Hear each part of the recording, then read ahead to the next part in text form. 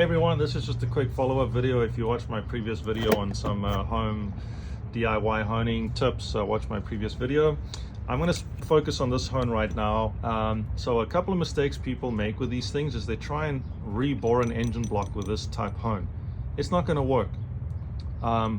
It's really not designed to do that. So if this is all you have, even those cheap trashy brake hone things with the little shoes, you can get by with that just to take the surface down. Don't try and bore 3/1000ths with this thing or some other tool.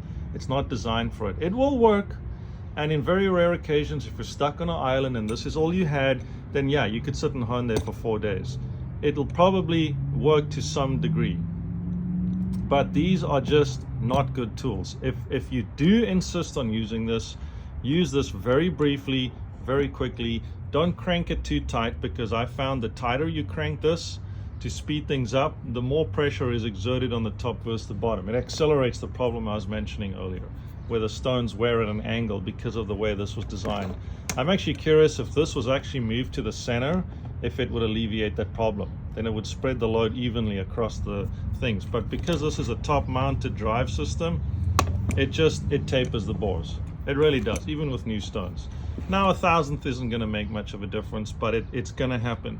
If you have to take 3/4000ths off, which is a lot, then you absolutely are going to notice with this.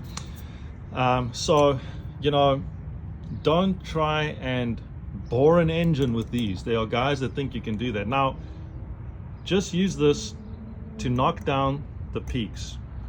If you need to just score the cylinder up, run this, it's fine, but just don't crank on it.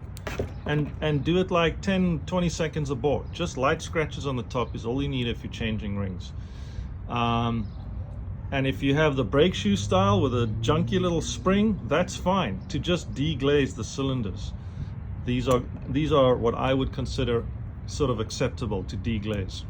But I wouldn't want to take off more than 1/1000th with this thing, because it is going to start wearing at an angle as you continue. So just know that this tool might have some uses, but honestly I would avoid at all costs. Get yourself a flex hone if you want to deglaze. These things are incredible, and they're not going to change the shape of your bore, which is critical. If you have deep pitting and you're trying to be redneck, yes, you can do it with this, but just bear in mind that this thing is going to wear at an angle. And what you can do is try and feed this thing backwards from the engine and hone it from the other side, and that might sort of alleviate you tapering the bore a lot. And put a clutch on this. This thing will break your wrist. If your drill does not have a clutch, use it, because if these catch and you're on speed, your wrist is going to get snapped in half. Bear that in mind. So this is just really a last resort in my opinion. Anyways, there's some more tips. Thanks for watching. You guys have a great day.